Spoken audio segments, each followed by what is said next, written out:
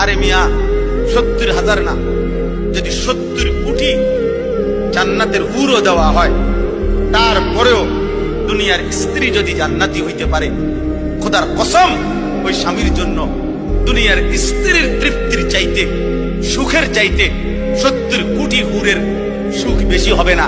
হালাল স্ত্রী যতটা আনন্দময় হবে।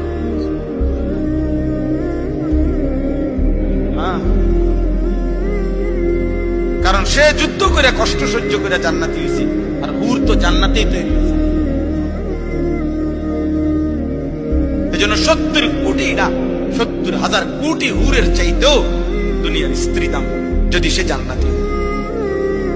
আল্লাহ কোরআনে বলছে উদখুলুল জান্নাতা আনতুম ওয়া আজওয়াজুকুম তুহবারুন। বাহ!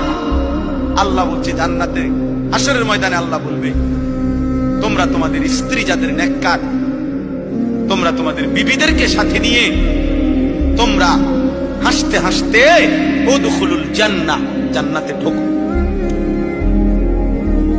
জান্নাতে এক লগেই তো ঢুকতে দিছিল, স্বামী স্ত্রীর এক লগেই তো দিছিল।